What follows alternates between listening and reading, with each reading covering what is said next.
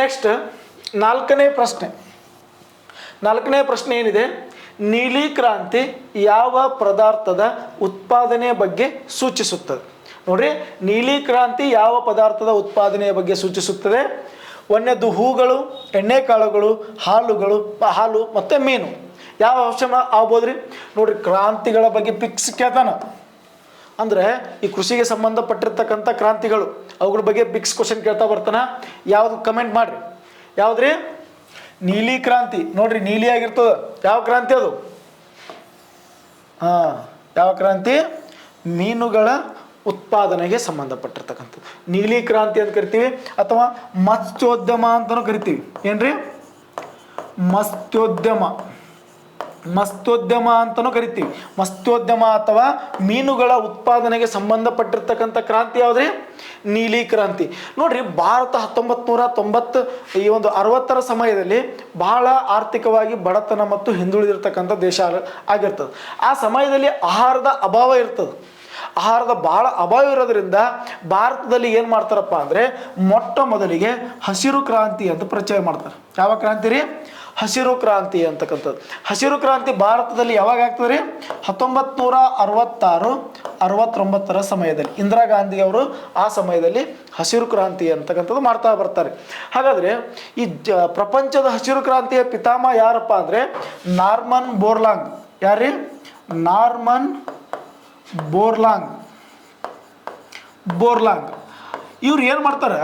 Mexico ದೇಶದಲ್ಲಿ ಗೋಧಿಯ ಒಂದು ತಳಿಯನ್ನು ಏನು ಅಭಿವೃದ್ಧಿಪಡಿಸಿ ಅಲ್ಲಿ ಏನು ಮಾಡ್ತಾರೆ? ಹೆಚ್ಚು ಒಂದು ಉತ್ಪಾದನೆ ಮಾಡ್ಲಿಕ್ಕೆ ಸಹಾಯ ಆಗ್ತಾರೆ. ಅಂದರೆ ಅಲ್ಲಿ ಕಡಿಮೆ ಉತ್ಪಾದನೆ, ಮೊದಲು ಒಂದು 10 ಟನ್ ಉತ್ಪಾದನೆ ಆಗ್ತಿತ್ತಂದ್ರೆ ಆ ಗೋಧಿಯ ತಳಿಯನ್ನು ವಿಶೇಷವಾಗಿ ಮಾರ್ಪಡಿಸಿ ತದನಂತರದಲ್ಲಿ 20 ಕ್ವಿಂಟಲಲ್ಲಿ ಉತ್ಪಾದನೆ ಮಾಡುವ ಒಂದು ಶಕ್ತಿಯನ್ನು ಬೆಳೆಸ್ತಾರೆ. ಅಂದರೆ ಆಹಾರದ ಉತ್ಪಾದನೆಯಲ್ಲಿ ಹೆಚ್ಚಿಗೆ ಆಗ್ತದೆ ಅಂತಕ್ಕಂಥದ್ದು. ಅದಕ್ಕಾಗಿ ಈ ನಾರ್ಮನ್ ಬೋರ್ಲಾಂಗ್ ಅವರನ್ನು ನಾವೇನಂತ ಕರಿತೀವಿ? ಹಸಿರು ಕ್ರಾಂತಿಯ ಪಿತಾಮಹ ಅಂತ. ನಮ್ಮ ಹತ್ರನೂ ಕೂಡ ಈ ಒಂದು ಸಮಸ್ಯೆ, ಆಹಾರ ಸಮಸ್ಯೆ ಉದ್ಭವಿಸಿದ್ರಿಂದ 1966 ಮತ್ತು 69ರ ಸಮಯದಲ್ಲಿ ಭಾರತದಲ್ಲಿ ಹಸಿರು ಕ್ರಾಂತಿಯನ್ನು ಪರಿಚಯ ಮಾಡ್ತಾರೆ. ಇಂದಿರಾ ಗಾಂಧಿಯವರು ನಾರ್ಮನ್ ಬೋರ್ಲಾಂಗ್ ಅವರನ್ನು ಕರ್ಕೊಂಡ್ಬಂದು ಪಂಜಾಬ್ ಎಲ್ಲ ಪ್ರದೇಶಗಳು ತಿರುಗಾಡಿ ಪಂಜಾಬ್ ಏನಪ್ಪ ಅಂದ್ರೆ ತೋರಿಸ್ತಾರೆ. ಈ ಪಂಜಾಬ್ನಲ್ಲಿ ಗೋಧಿಯನ್ನು ಬೆಳಿಬೋದು ಅಂತ. ಎಲ್ರಿ? ಪಂಜಾಬ್ನಲ್ಲಿ ಅವ್ರ ಜೊತೆಗೆ ಯಾರು ಇರ್ತಾರ? MS ಸ್ವಾಮಿನಾಥನ್ ಇರ್ತಾರ. MS ಸ್ವಾಮಿನಾಥನ್. ಈ ಇಂದಿರಾ ಗಾಂಧಿ ಅವರಿಗೆ ನಾರ್ಮನ್ ಬೋರ್ಲಾಂಗ್ ಅವರು ಈ ರೀತಿಯ ಒಂದು ವ್ಯವಸಾಯನ ಮಾಡ್ಯಾರ, ಆ ತಳಿಯನ್ನು ಅಭಿವೃದ್ಧಿಪಡಿಸ್ಯಾರ ಅಂತ ಹೇಳ್ತಾರ. ಯಾರು? MS ಸ್ವಾಮಿನಾಥನ್ ಅವ್ರು ಯಾರಿಗೆ ಹೇಳ್ತಾರ? ಇಂದಿರಾ ಗಾಂಧಿಗೆ ಹೇಳ್ತಾರೆ. ಅವಾಗ ಇಂದಿರಾ ಗಾಂಧಿ ಅವ್ರು ಹೇಳ್ತಾರ, ಹಂಗಿದ್ರೆ ಕರ್ಕೊಂಬರಿ ನಂಬಲ್ಲಿನೂ ಮಾಡಮ್ ಅಂತೇಳಿ. ಅವ್ರಿಗೆ ಕರ್ಕೊಂಬಂದು ಏನು ಮಾಡ್ತಾರ? ಪಂಜಾಬ ಮತ್ತು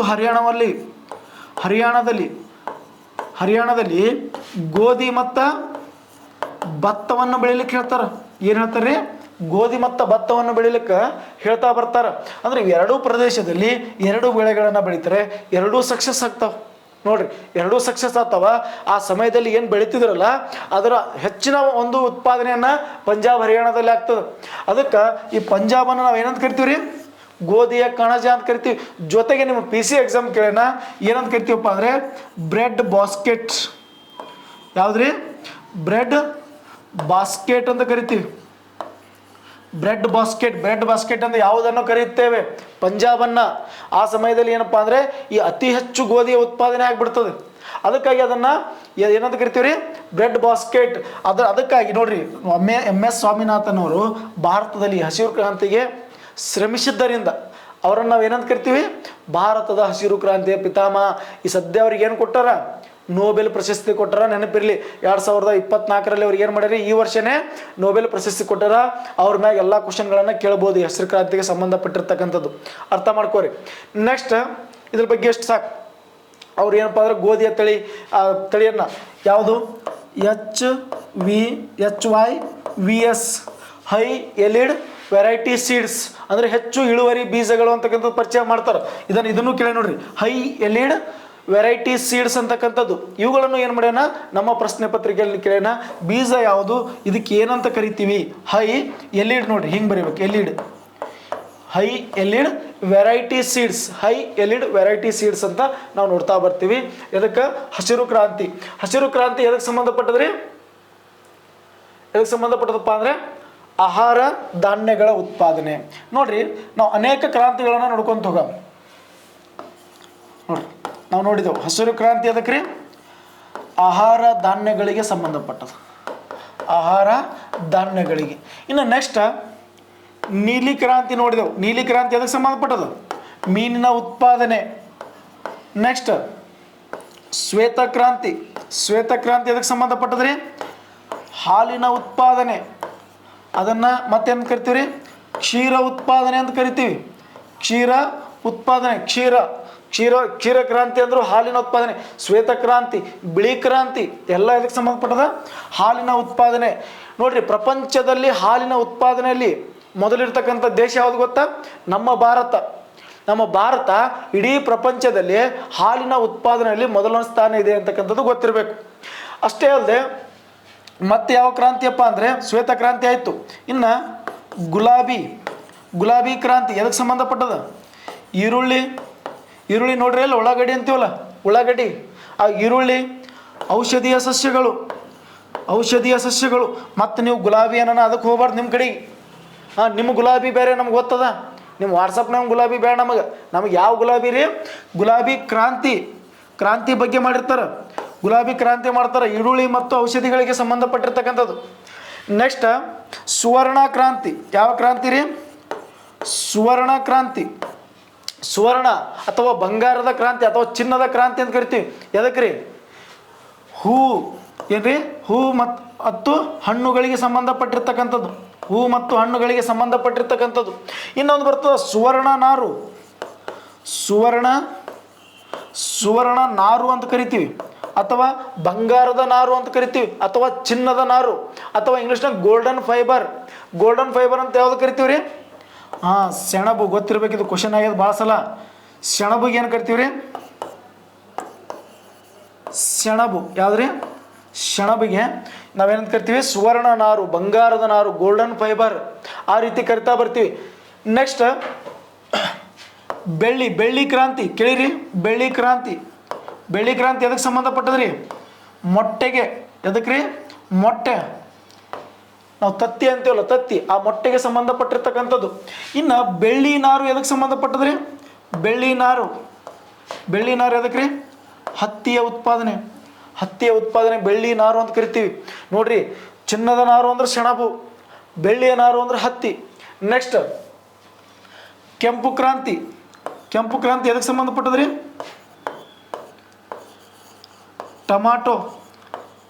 ಟಮಾಟೋ ಮತ್ತು ಮಾಂಸ ಉತ್ಪಾದನೆಗೆ. ಎದಕ್ಕೆ ರೀ? ಟಮಾಟೋ ಮತ್ತು ಮಾಂಸದ ಉತ್ಪಾದನೆಗೆ ಸಂಬಂಧಪಟ್ಟಿರ್ತಕ್ಕಂಥದ್ದು ಯಾವುದು? ಕೆಂಪು ಕ್ರಾಂತಿ ಅಂತ ನೋಡ್ತಾ ಬರ್ತೀವಿ. ಇನ್ನು ಬೂದು ಕ್ರಾಂತಿ. ಯಾವುದ್ರಿ? ಬೂದು ಕ್ರಾಂತಿ ಎದಕ್ಕೆ ಸಂಬಂಧಪಟ್ಟದ? ರಸಗೊಬ್ಬರಗಳಿಗೆ ಸಂಬಂಧಪಟ್ಟದ ಬೂದು ಕ್ರಾಂತಿ. ಇನ್ನು ಕಂದು ಕ್ರಾಂತಿ ಎದಕ್ಕೆ ಸಂಬಂಧಪಟ್ಟದ್ರಿ? ಚರ್ಮೋದ್ಯಮಕ್ಕೆ ಸಂಬಂಧಪಟ್ಟದ, ಚರ್ಮದ ಉತ್ಪಾದನೆಗೆ ಸಂಬಂಧಪಟ್ಟಿರ್ತಕ್ಕಂಥದ್ದು. ನೆಕ್ಸ್ಟ್ ಏನ್ರಿ? ನೆಕ್ಸ್ಟ್ ಯಾವ್ದು? ಮತ್ತೆ ಕೇಸರಿ ಕ್ರಾಂತಿ ಎದಕ್ಕೆ ಸಂಬಂಧಪಟ್ಟದ್ರಿ? ಈ ಒಂದು ವಿದ್ಯುತ್ನ ತಯಾರಿಕೆಗೆ ಸಂಬಂಧಪಟ್ಟದ್ರಿ ಕೇಸರಿ ಕ್ರಾಂತಿ. ವಿದ್ಯುತ್ನ ತಯಾರಿಕೆ, ಅಣುಶಕ್ತಿ ಅವೆಲ್ಲ ತಯಾರಿಕೆಗೆ ಕೇಸರಿ ಕ್ರಾಂತಿ.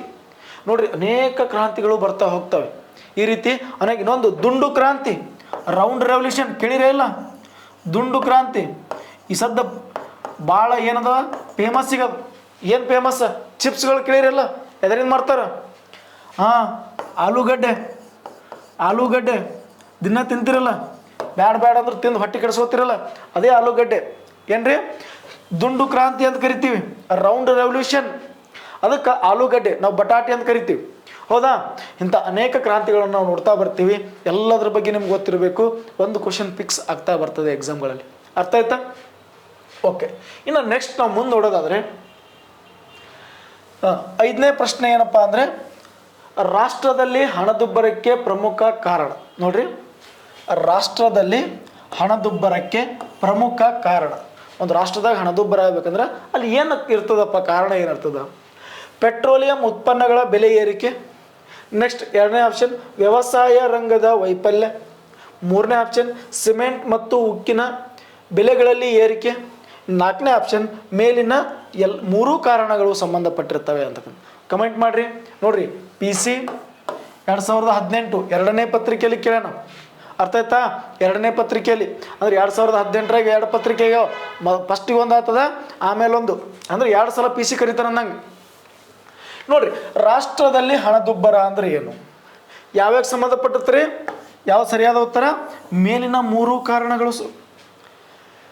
ಒಂದು ರಾಷ್ಟ್ರದಲ್ಲಿ ಪೆಟ್ರೋಲಿಯಂ ಉತ್ಪನ್ನ ಬೆಲೆಗಳಲ್ಲಿ ಏರಿಕೆ ಆಯ್ತಂದ್ರೆ ಏನಾಗ್ತದೆ? ಹಣದುಬ್ಬರ ಆಗ್ತದೆ. ವ್ಯವಸಾಯದ ರಂಗದ ವೈಫಲ್ಯ ಆದರೂ ಕೂಡ ನಮಗೇನಾಗ್ತದೆ ರೀ? ಹಣದುಬ್ಬರ ಆಗ್ತದೆ. ಜೊತೆಗೆ ಸಿಮೆಂಟಿನ ಮತ್ತು ಉಕ್ಕಿನ ಬೆಳೆಗಳಲ್ಲಿ ಏರಿಕೆ ಆಯ್ತಂದ್ರೆ ಹಣದುಬ್ಬರ ಆಗ್ತದೆ. ಹೆಂಗೆ ಆಗ್ತದೆ ನೋಡಮ್ಮಿ. ಹಾಗಾದ್ರೆ ನಮ್ಗೆ ಏನು ಗೊತ್ತಿರ್ಬೇಕು? ಮೊದಲ ಹಣದುಬ್ಬರ ಅಂದ್ರೆ ಗೊತ್ತಿರ್ಬೇಕು. ಹಣದುಬ್ಬರ ಅಂದ್ರೆ ಏನ್ರಿ? ಸರಕು ಸೇವೆಗಳ ಬೆಲೆಗಳು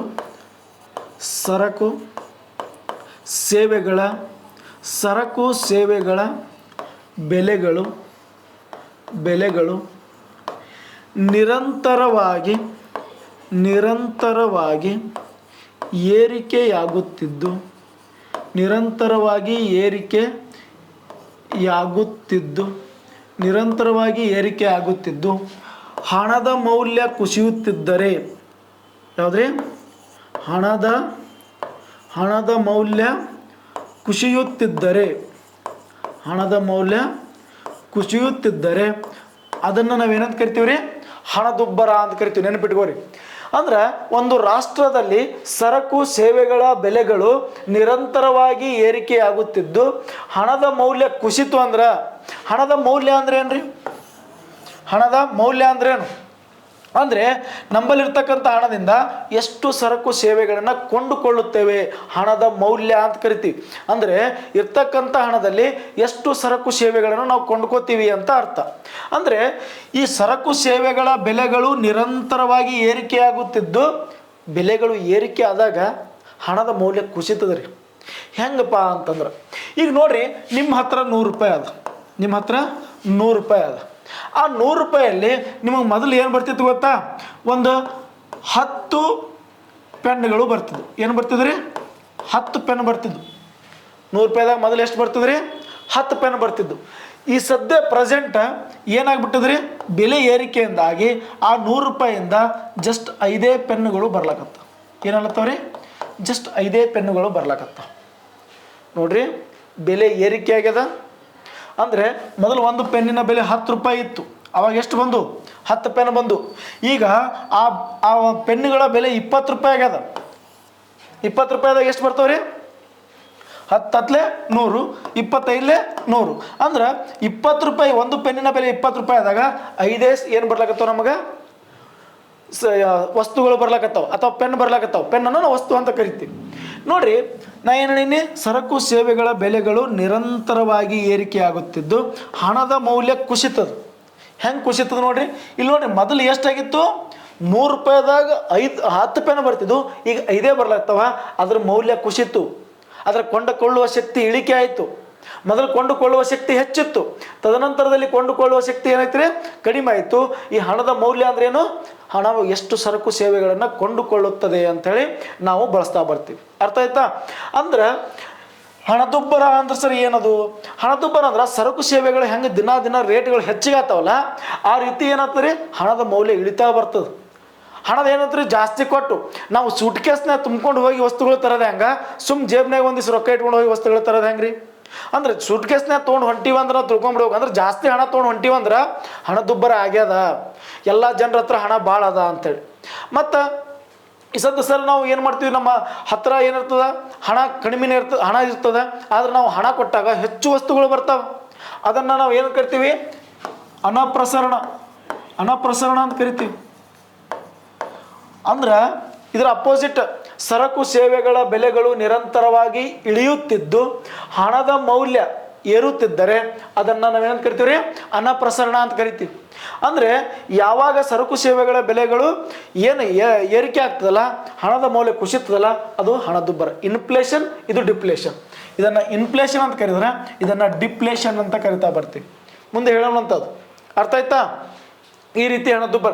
ಸರ್, ಹಾಗಾದ್ರೆ ಹಣದುಬ್ಬರ ಏರಿಕೆ ಆಗಬೇಕು, ಆಗಬಾರ್ದು? ಹಣದುಬ್ಬರ ಸ್ವಲ್ಪ ಪ್ರಮಾಣದಲ್ಲಿ ವಾರ್ಷಿಕವಾಗಿ ಏರಿಕೆ ಆಗಬೇಕು. ನೋಡ್ರಿ, ನಾವು ಹಣದುಬ್ಬರದ ವಿಧಗಳನ್ನು ನೋಡಿದಾಗ ತೆವಳುವ ಹಣದುಬ್ಬರ ಅಂತ ನೋಡ್ತೀವಿ. ಯಾವುದ್ರಿ? ತೆವಳು. ನೆಕ್ಸ್ಟ್ ಪೇಜಿಗೆ ಹೋಗ್ರಿ. ಓಕೆ. ಹಣದುಬ್ಬರದ ನಾವು ವಿಧಗಳನ್ನು ನೋಡಿದಾಗ ಯಾವುದ್ರಿ ಹಣದುಬ್ಬರದ ನಾವು ವಿಧಗಳನ್ನು ನೋಡ್ತಾ ಬಂದಾಗ ಹಣದುಬ್ಬರ ವಿಧಗಳು ನಾವು ನೋಡಿದಾಗ ಒಂದನೇದು ತೆವಳುವ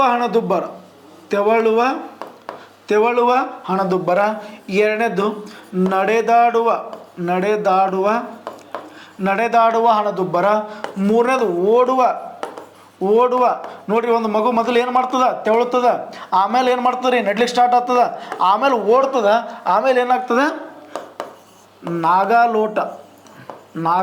ಹುಸೇನ್ ಬೋಲ್ಟ್ ಹೆಂಗೆ ಓಡ್ತಾನ ಕಾಣಂಗಿಲ್ಲ, ಅಷ್ಟು ಸ್ಪೀಡ್ ಇಲ್ಲಿ ನೋಡೋದ್ರಾಗ ಅಲ್ಲಿ ಇದ್ದಿರ್ತಾನೆ ನಾವು, ಅಷ್ಟು ಸ್ಪೀಡ್ ಓಡ್ತಾನೆ ರೀ.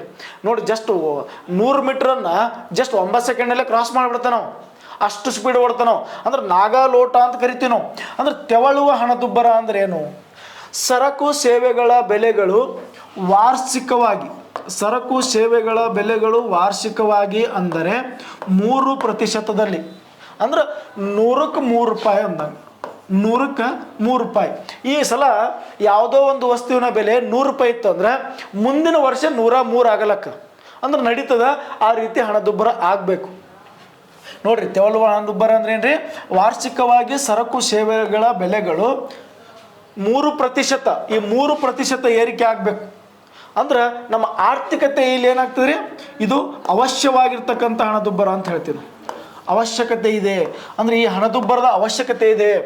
ವರ್ಷ 100ಕ್ಕೆ 3 ರೂಪಾಯಿ ಏರ್ಬೋದು, ಅದು ಒಳ್ಳೆಯದು, ಅದೇನು ಕೆಟ್ಟದ್ದಲ್ಲ ಅಂತ. ಇನ್ನು ನಡೆದಾಡುವ ಹಣದುಬ್ಬರ, ಸರಕು ಸೇವೆಗಳ ಬೆಲೆಗಳು ವಾರ್ಷಿಕವಾಗಿ ಅಂದರೆ 3%ದಿಂದ 10%ದವರೆಗೆ. ನೋಡ್ರಿ, ಎಷ್ಟರಿಂದ ಎಷ್ಟಕ್ಕೆ ರೀ? 3%ದಿಂದ 10%ದವರೆಗೆ. ಅಂದರೆ ಇಲ್ಲಿಂದ 3ರಿಂದ 10 ಏನಾದರೂ ಏರಿಕೆ ಆಯ್ತಂದ್ರೆ ಅದನ್ನು ನಾವು ನಡೆದಾಡುವ ಹಣದುಬ್ಬರ ಅಂತೀವಿ. ಅಂದರೆ ಇದು ಏನು ಮಾಡ್ತದಪ್ಪ ಅಂದರೆ ಇದು 3ಕ್ಕಿಂತ ಮೇಲೆ ಹೋಗಬಾರ್ದು ಅಂತ ಹೇಳ್ತೀವಿ ನಾವು. ಆದರೆ ಇದನ್ನು ಸರ್ಕಾರಕ್ಕೆ ಎಚ್ಚರಿಕೆ ಕೊಡ್ತದೆ. ಸರ್ಕಾರಕ್ಕೆ ಏನು ಮಾಡ್ತೀರಿ? ಎಚ್ಚರಿಕೆ. ನೋಡು, ಹಣದುಬ್ಬರ ಜಾಸ್ತಿ ಆಗ್ಲಕತ್ತದ, ಈ ಒಂದು ನಮ್ಮ ದೇಶದಲ್ಲಿ ಏನಾಗತ್ತದ, ಬೆಲೆಗಳು ಜಾಸ್ತಿ ಏರಿಕೆ ಆಗ್ಲಕತ್ತಾವ, ನೀ ಕಂಟ್ರೋಲ್ ಮಾಡು. ಹಾಗಾದ್ರೆ ಹಣದುಬ್ಬರ ಯಾರು ಕಂಟ್ರೋಲ್ ಮಾಡೋರು? RBI ಕಂಟ್ರೋಲ್ ಮಾಡ್ತದೆ ರೀ. ನೆಕ್ಸ್ಟ್ ಹೇಳ್ತೀನಿ ನಿಮಗೆ, RBI ಹೇಳಾಗ, RBIನ ಕಾರ್ಯಗಳು ಹೇಳಾಗ, ಅಥವಾ ಈ ಒಂದು ಹಣದುಬ್ಬರದ ಬಗ್ಗೆ ಸಪ್ರೇಟ್ ತೊಗೊಂಡು ಹೇಳ್ತೀನಿ. ಅದು 1 ತಾಸು ಬೇಕು, 1 ತಾಸು 1.5 ತಾಸು ಬೇಕು ಅದ್ರ ಬಗ್ಗೆ, ಅವಾಗ ಹೇಳ್ತೀನಿ. ನೆಕ್ಸ್ಟ್ ಓಡುವ ಹಣದುಬ್ಬರದಿಂದ ಹಣದುಬ್ಬರ ಅಂದ್ರೆ ಸರಕು ಸೇವೆಗಳ ಬೆಲೆಗಳು ವಾರ್ಷಿಕವಾಗಿ ಅಂದರೆ 10%ದಿಂದ 20%ದವರೆಗೆ ಏರಿಕೆ ಆಯ್ತಂದ್ರೆ ಅದನ್ನು ಏನಂತ ಕರಿತೀವಿ ರೀ? ಈ ಒಂದು ಓಡುವ ಹಣದುಬ್ಬರ ಅಂತ ಕರಿತಾ ಬರ್ತೀವಿ. ಅಂದರೆ ಓಡುವ ಅಂದರೆ ಜಾಸ್ತಿ ಆಯಿತು, 10ರಿಂದ ಏನಾಗ್ತೀರಿ ಒಮ್ಮೆ 20ಕ್ಕೆ ಜಂಪ್ ಆಯಿತು. ಇದು ಏನು ಮಾಡ್ತದೆ? ಮಧ್ಯಮ ವರ್ಗದವರು ಮತ್ತು ಬಡವರ ಮೇಲೆ ಏನಪ್ಪ ಅಂದರೆ ಏರಿಕೆ ಆಗ್ತಾ ಬರ್ತದೆ, ಅವರ ಜೀವನ ನಡೆಸಲಿಕ್ಕೆ ಕಷ್ಟ ಆಗ್ತದೆ. ಇಂಥ ಹಣದುಬ್ಬರ ಬೇಡ ಅಂತ ಹೇಳ್ತಾರೆ, ಅದು ಹಣದುಬ್ಬರ ಒಳ್ಳೇದಲ್ಲ ಅಂಥೇಳಿ. ನೆಕ್ಸ್ಟ್ ನಾಗಾಲೋಟದ ಹಣದುಬ್ಬರ ಅಂದರೆ ಗೊತ್ತಾ? ಸರಕು ಸೇವೆಗಳ ಬೆಲೆಗಳು ವಾರ್ಷಿಕವಾಗಿ ಅಂದರೆ 20%ಕ್ಕಿಂತ ಅಧಿಕ, ಅದು ಎಷ್ಟರ ಇರಲಿ, 20ರಿಂದ 30 ಆಗಲಿ 100 ಆಗಲಿ. ಒಂದೊಂದು ಸಲ ವಸ್ತುಗಳ ಬೆಲೆಗಳು 200 ಆಗ್ತಾವ. ಈಗ ನೋಡ್ರಿ, ಒಂದು ವಸ್ತುವಿನ ಬೆಲೆ, ಯಾವುದಾದ್ರೂ ಒಂದು ವಸ್ತುವಿನ ಬೆಲೆ 100 ರೂಪಾಯಿ ಇತ್ತಪ್ಪ ಅಂದ್ರೆ ಮುಂದಿನ ವರ್ಷ ಏನಾಗ್ತದೆ ರೀ? 200, ಅದೇ ವಸ್ತುವಿನ ಮೇಲೆ 300, 400 ಆಗಿಬಿಡ್ತದೆ. ಕರೋನಾ ಸಮಯದಲ್ಲಿ ಹಿಂಗೆ ಆಗಿತ್ತು. ಎಷ್ಟೋ ಜನಕ್ಕೆ ವಸ್ತುವಿನ ಬೆಲೆಗಳು ಏನಾಗ್ತಿದ್ವು, ಸಿಗ್ತಾ ಇರಲಿಲ್ಲ.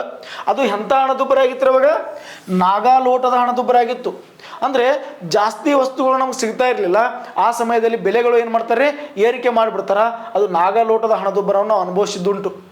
ಅದಾಗ ಈ ರೀತಿ ಹಣದುಬ್ಬರವನ್ನು ನಾವು ನೋಡ್ತಾ ಬರ್ತೀವಿ. ಸರಕು ಸೇವೆಗಳ ಬೆಲೆಗಳು ಏನಾಗ್ತಾವೆ ರೀ?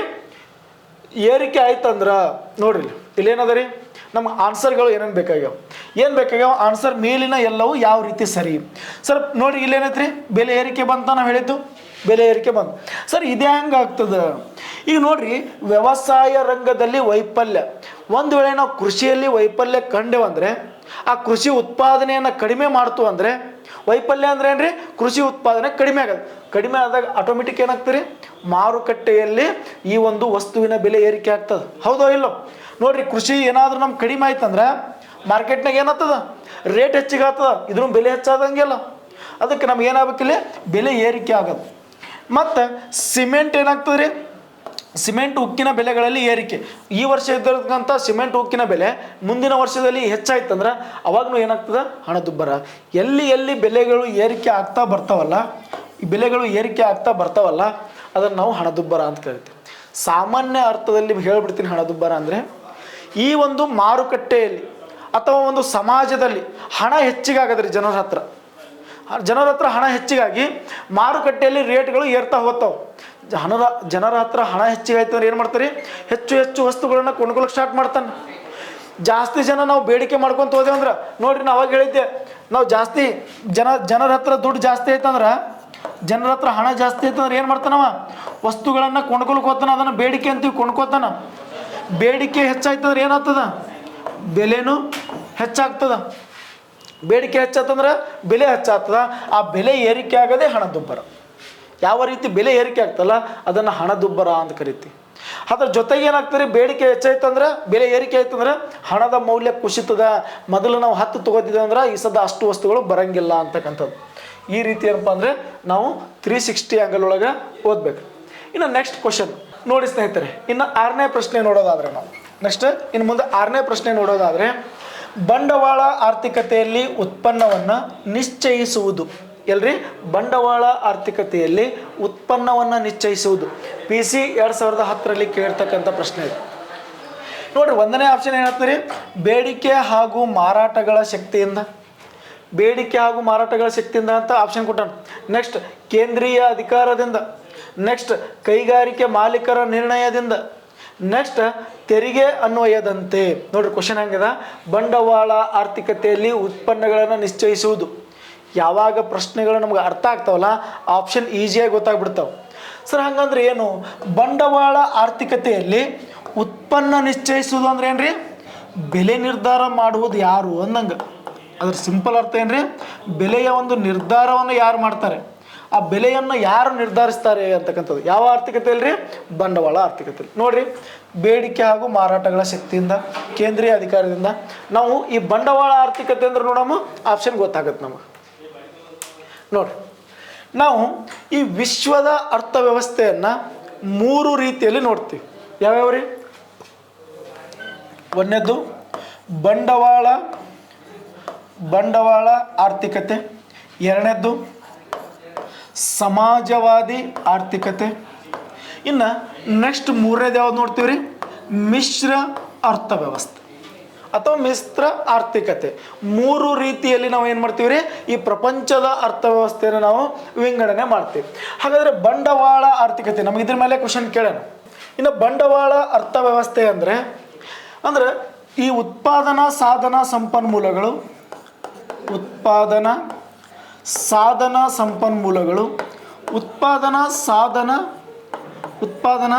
ಸಾಧನ ಸಂಪನ್ಮೂಲಗಳು ಖಾಸಗಿಯವರ ಒಡೆತನ. ಯಾರ ಒಡೆತನ ರೀ? ಖಾಸಗಿಯವರ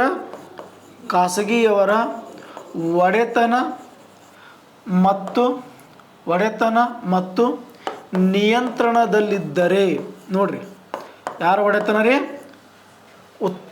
ನಾವು ಉತ್ಪಾದನೆ ಮಾಡ್ತಕ್ಕಂಥ ಆ ಒಂದು ಸಾಧನ ಸಂಪನ್ಮೂಲಗಳು ಖಾಸಗಿಯವರ ಒಡೆತನ ಮತ್ತು ನಿಯಂತ್ರಣದಲ್ಲಿದ್ದರೆ ಅದನ್ನು ಬಂಡವಾಳಶಾಹಿ ಆರ್ಥಿಕತೆ ಅಂತ ಕರಿತೀವಿ, ಅಥವಾ ಬಂಡವಾಳ ಅರ್ಥವ್ಯವಸ್ಥೆ ಅಂತ ಕರಿತೀವಿ. ಹಾಗಾದರೆ ಇನ್ನು ಇದಕ್ಕೆ ಅಂತ ಕರಿತೀವಿ ಸರ್? ಇದಕ್ಕೆ ಅದೇ ಉತ್ಪಾದನಾ ಸಾಧನ ಸಂಪನ್ಮೂಲಗಳು ಯಾರ ಒಡೆತನ ರೀ? ಸರಕಾರದ ಒಡೆತನ ಮತ್ತೆ ನಿಯಂತ್ರಣ. ಮತ್ತೇನು ಮಾಡಿದ್ರಿ? ನಿಯಂತ್ರಣ ಇತ್ತು ಅಂದರೆ ನೋಡ್ರಿ, ಉತ್ಪಾದನಾ ಸಾಧನ ಸಂಪನ್ಮೂಲಗಳು ಖಾಸಗಿಯವರ ಒಡೆತನ ಮತ್ತು ನಿಯಂತ್ರಣ ಇತ್ತಂದ್ರೆ ಬಂಡವಾಳ. ಅದು ಏನಾದರೂ ಸರ್ಕಾರದ ಒಡೆತನ ನಿಯಂತ್ರಣ ಇತ್ತಂದ್ರೆ ಅದು ಸಮಾಜವಾದಿ ಅಂತ ಕರಿತಾ ಬರ್ತೀವಿ. ಅಂದರೆ ಈ ಉತ್ಪಾದನೆ ಮಾಡ್ತಕ್ಕಂಥ ಎಲ್ಲ ಸಂಪನ್ಮೂಲಗಳು ಖಾಸಗಿಯವರ ನಿಯಂತ್ರಣದಲ್ಲಿರ್ಬೇಕ್ರಿ, ಅದನ್ನು ನಾವೇನಂತ ಕರಿತೀವಿ? ಬಂಡವಾಳ. ಅದನ್ನು ಸರ್ಕಾರದ ನಿಯಂತ್ರಣದಲ್ಲಿದ್ದರೆ ಅದನ್ನು ಸಮಾಜವಾದಿ. ಇಲ್ಲಿ ಏನಿರ್ತದೆ ರೀ? ಎಲ್ಲ ಉತ್ಪಾದನಾ ಸಾಧನ ಸಂಪನ್ಮೂಲಗಳು ಸರ್ಕಾರದ ನಿಯಂತ್ರಣ ಇರ್ತದೆ ರೀ, ಸರ್ಕಾರದ ನಿಯಂತ್ರಣದಲ್ಲಿರ್ತದೆ. ಆದರೆ ಖಾಸಗಿಯವರ ಭಾಗವಹಿಸುವಿಕೆ ಇರ್ತದೆ. ಖಾಸಗಿಯವ್ರದ್ದು ಏನಿರ್ತದೆ ರೀ? ಭಾಗವಹಿಸುವಿಕೆ ವಹಿಸುವಿಕೆ ಅಂತಕ್ಕಂಥದ್ದು. ಅಂದ್ರೆ ಸರ್ಕಾರನೇ ಅವುಗಳನ್ನು ನಿಭಾಯಿಸ್ತದೆ, ಆದ್ರೆ ಭಾಗವಹಿಸ್ತವ್ರು ಯಾರೇ ಖಾಸಗಿದವರು. ಎಲ್ಲವನ್ನೂ ಸರ್ಕಾರಿ ಹೋಗಿ ಮಾಡೋದಾಗಲ್ಲ. ಅದರ ಸಲುವಾಗಿ ಏನು ಮಾಡ್ತಾರೆ ಗೊತ್ತಾ, ಸರ್ಕಾರದ ಪರವಾಗಿ ಖಾಸಗಿಯವರಿಗೆ ನೀಡ್ತಾರೆ. ಆ ಖಾಸಗಿಯವರು ಏನು ಮಾಡ್ತಾರೆ, ಭಾಗವಹಿಸಿ ಅವುಗಳನ್ನು ನಿಯಂತ್ರಣ ಮಾಡೋದು, ಜೊತೆಗೆ ಅವುಗಳನ್ನು ಏನು ಮಾಡ್ತಾರೆ, ಮುನ್ನಡೆಸ್ಕೊಂಡು ಹೋಗ್ತಾರೆ. ಎಲ್ಲಿ? ಮಿಶ್ರ ಅರ್ಥವ್ಯವಸ್ಥೆ. ನಾವು ಮೂರರ ಅರ್ಥ ನೋಡಿದೆವು. ಅಂದ್ರೆ 1 by 1 ಅಂದ್ರೆ ಏನು ಅವುಗಳಿಗೆ ವ್ಯತ್ಯಾಸ ಅದ ಅಂತ ನೋಡ್ಕೊಂಡು ತಗೊಂಡು, ಈ ಬಂಡವಾಳ ಅರ್ಥವ್ಯವಸ್ಥೆಯಲ್ಲಿ ಏನು ಮಾಡ್ತದೆ ಗೊತ್ತಾ, ಸರ್ಕಾರ ಹಸ್ತಕ್ಷೇಪ ಮಾಡಂಗಿಲ್ಲ. ಅಂದ್ರೆ ಸರ್ಕಾರ ಹೊಟ್ಟೆ ಬರಂಗಿಲ್ಲ, ಏನೂ ಕೇಳಂಗಿಲ್ಲ. ಯಾರಿಗೆ ಕೇಳಂಗಿಲ್ಲ? ಖಾಸಗಿಯವ್ರಿಗೆ. ನೀವು ಏನಾರ ಮಾಡಿರಿ, ನಮಗೆ ಒಟ್ಟು ಉತ್ಪಾದನೆ ಮಾಡಿರಿ, ಚೆನ್ನಾಗಿ ನೀವು ದುಡ್ಡು ಮಾಡಿರಿ. ಫಸ್ಟ್ ಬಂಡವಾಳ ಇಂಪಾರ್ಟೆಂಟ್. ಇಲ್ಲಿ ಒಟ್ಟು ಬಂಡವಾಳ ಇಂಪಾರ್ಟೆಂಟ್. ಇಲ್ಲೇನಂತಾರೆ, ಬರೇ ಬಂಡವಾಳ ಬೇಕು ಅಂತ. ಇದು ಯಾರ ವಿಚಾರಧಾರೆ ಹೊಂದ್ಯದಪ್ಪ ಅಂದರೆ ಆಡಮ್ ಸ್ಮಿತ್ ಅವರ ವಿಚಾರಧಾರೆ. ಯಾರ ವಿಚಾರಧಾರೆ ರೀ? ಆಡಮ್ ಸ್ಮಿತ್ ಅವರ ವಿಚಾರಧಾರೆಯನ್ನು ಹೊಂದ್ಯದ. ಅವ್ರು ಏನು ಹೇಳ್ತಾರೆ ಗೊತ್ತಾ, ಬಂಡವಾಳ ಅರ್ಥವ್ಯವಸ್ಥೆಯಲ್ಲಿ ನೀವು ಹಣವನ್ನು ಹೇಗೆ ಗಳಿಸ್ಬೇಕು, ಆ ಹಣವನ್ನು ಹೇಗೆ ಗಳಿಸ್ಬೇಕಂತ ಹೇಳ್ತಾರೆ. ಯಾರು? ಈ ಒಂದು ಆಡಮ್ ಸ್ಮಿತ್ ಅವರು. ಇಲ್ಲಿ ಸರ್ಕಾರದ ಹಸ್ತಕ್ಷೇಪ ಇರಂಗಿಲ್ಲ. ಇಲ್ಲಿ ಬೆಲೆ ಯಾರು ನಿರ್ಧಾರ ಮಾಡ್ತಾರೆ ಗೊತ್ತಾ, ಮಾರುಕಟ್ಟೆಯ ಬೇಡಿಕೆ ಮತ್ತು ಪೂರೈಕೆ. ಎಲ್ರಿ?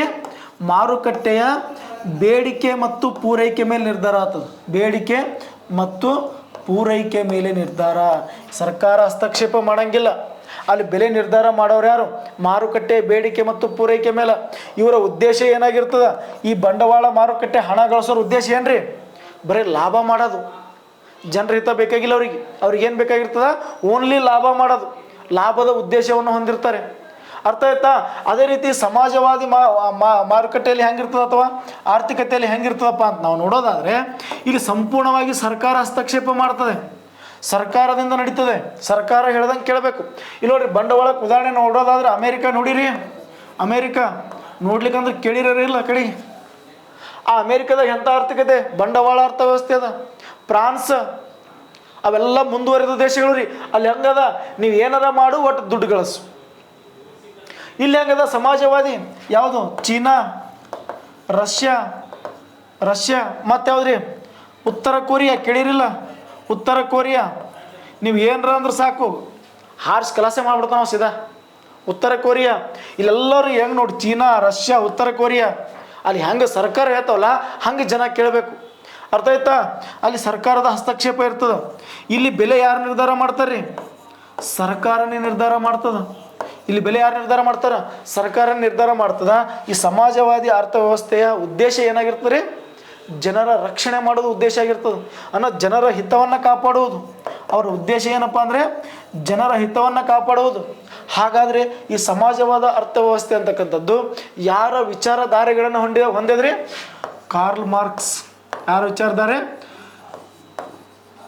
ಕಾರ್ಲ್ ಮಾರ್ಕ್ಸ್ ವಿಚಾರಧಾರೆಗಳನ್ನು ಹೊಂದ್ಯದ. ನೋಡ್ರಿ ಹೆಂಗದ.